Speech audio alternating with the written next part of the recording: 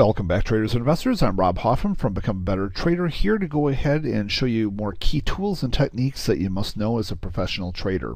Okay, gang, well, what I want to do in this video is talk about the support and resistance break trade, also known as the 2-bar break trade, or sometimes referred to as the 5 to 7 bar rule trade by my student family. Basically, what this is, it's a combination of a couple of different types of tools to identify on more of a swing trade basis. This is a tool that I personally developed from more of a swing trade analysis perspective for both stock and options trading.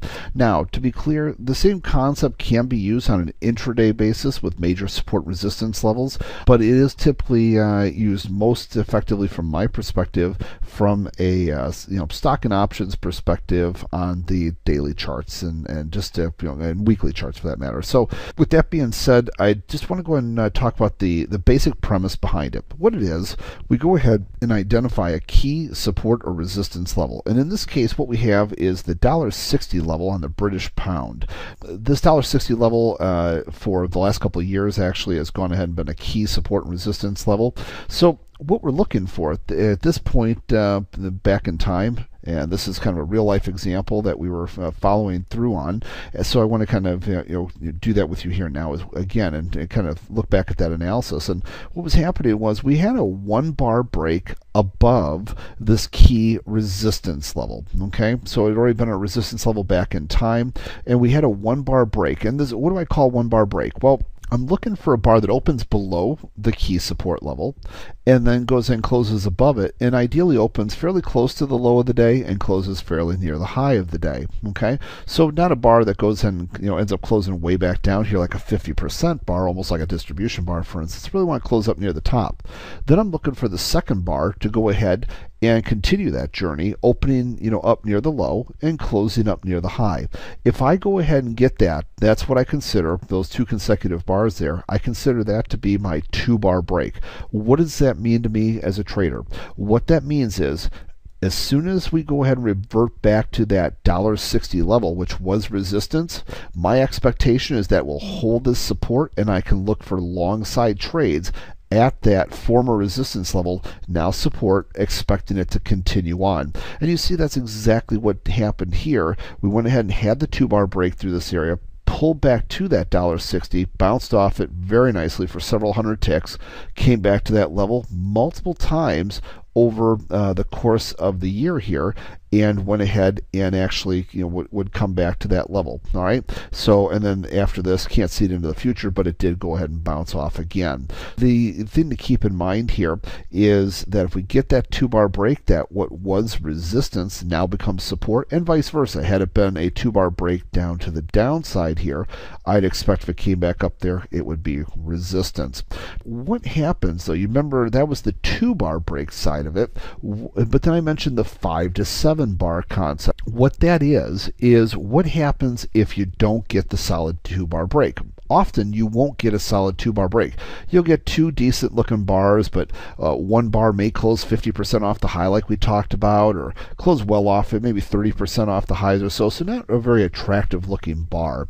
That's where the 5 to 7 bar rule comes in. And here's what happens with that.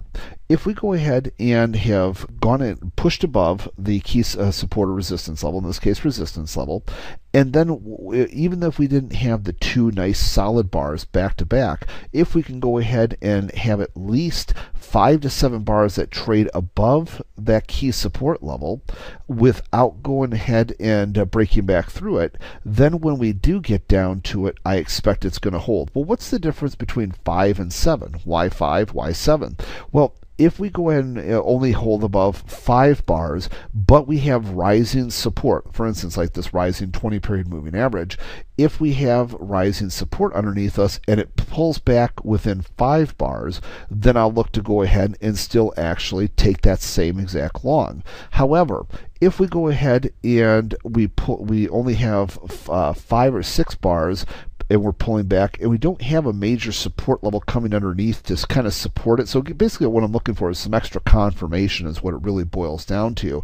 So if we don't have that extra confirmation, like a 20-day moving average coming up underneath us, or some sort of rising channel of key support or resistance, maybe a 20, 50, 200 period moving average could be one of several of the majors, then I want to go ahead and actually wait for 7 bars. And that way, if it goes ahead and doesn't touch for over 7 bars, so here we got 1, 2, 3, 4, 5, 6, 7, 8, 9. We've got lots of bars here before we ever touch this level. Then when it gets down there, I'm going to go ahead and assume that the support is going to hold and look for long side trades in that area. Okay, let's look at another example here to help illustrate the point. Okay, so here we go ahead and have bonds.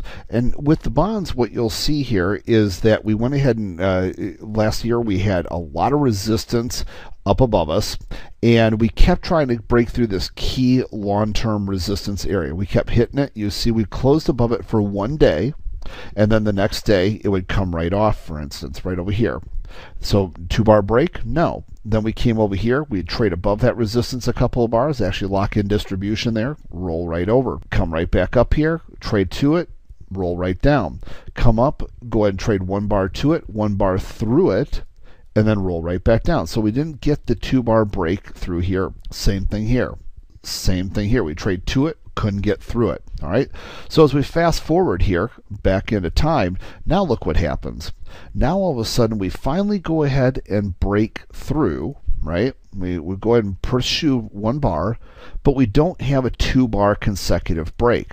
All right. So now what I'm looking for here is to go ahead and get 5 to 7 bars. All right. So we have 1 bar here, 2, 3, 4, 5. Okay, now, if after that 5th bar, if it were to come right back down and I have rising support here as it's coming back down, then I'm still going to be willing to take that trade. Now, if this 20-day moving average wasn't so close, let's say it was way down here, then I would insist upon the extra 2 days there, so making it 7 bars.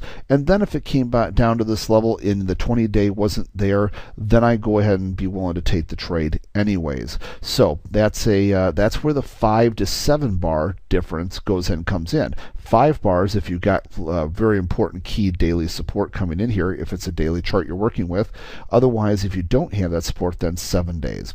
All right, so as we go ahead and we fast forward here, kind of look at this into time, you'll notice that after the 5 to 7 bars, it went in and was clearly support. All right, so what happens, we come down here, and eventually what will happen is this area will ultimately be touched, and there it is. That long-term support level, the resistance level that became support, then went ahead and we came right down to that level, and you'll notice how it was rejected right off there. So you're looking for those long side trades right in that area.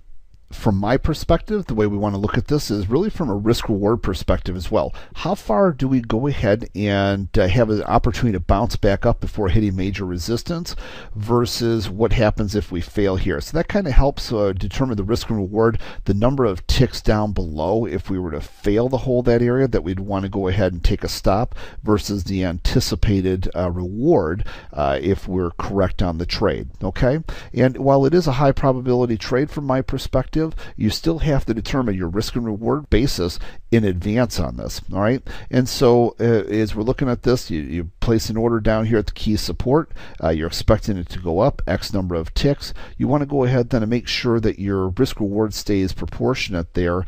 So if you think it's going to go up this much, you wouldn't want to risk more than that to the downside at a minimum, even if it's a high probability trade. So you might want to go ahead and tighten that up even tighter. And for instance, here you got the rising 200-day moving average. Can't imagine if all is right with the world here with this chart, there's no reason that this should be coming down to or through the 200-day moving average right now after this being the first test going months out since the break. That thing should hold. That's a very high probability trade from my perspective. So even as we go forward here, so here we are, now you see we've come crashing right back into that level. So from my perspective here, not even going forward yet, as I look at this, that we've not only hit that key level again, but now you're hitting that rising 200-day moving average. So you've got a confluence of support there. It shouldn't be going much beyond that, a very small percentage beyond that, and yet you can see the major resistance is up here. So there's a great opportunity up to here, but there's no reason to risk much more than this 200-day moving average, because if it's going through that key support and that 200-day moving average, something's wrong. So we're going to go ahead and just look and see what kind of happens here, and you see we went ahead and kind of bounced off there again. So this is just kind of an example of how to go ahead and use this 2-bar break system initially. The 2-bar, of course, allows us to be much more active, much more quicker, but if it doesn't give the 2 bars, then how we use the 5 to 7 bar technique to go ahead and determine that something is in fact now support or resistance, so that when we get back down to those areas, we can expect bounces from them. Okay, so I hope you enjoy that tool, because that can be a great tool to be used with underlying equities or certainly options when you're not expecting it to go down any further. For instance, you expect to find key support here. You can always be a seller of puts as an example, as one strategy here, or if you're going ahead and vice versa, if this were a resistance level that we're coming back up to, you don't expect to go any higher, you can sell some calls. Lots of different tools and techniques, both on the options side and of course the underlying instrument side, whether it be futures or stocks for that matter, that you can use with this technique. So I hope you enjoy it, and we'll look forward to seeing you in the next video. If for some reason you're picking up this video series later in the series, or you're not getting them in your nightly email, what you might want to do is go ahead and go over to becomeabettertrader.com, so www.becomeabettertrader.com, and go ahead, and what you could do, if there wasn't a little box that popped up when you first came to the website, you can always go ahead and sign up right over here on the far right hand side, or you can go ahead and move right over here to where it says Rob's free videos, and that should help you find some of those great videos that you're looking for there. Okay, and look forward to going ahead and using these videos also to announce other opportunities for you to come watch some of the stuff live in the live trading room, come to different types of webinar events that I do educationally, where you guys could talk to me and interact with me live. Okay, so you guys have a great day, and I'll look forward to seeing each and every one of you in the next special professional series trading video here. Take care, everyone.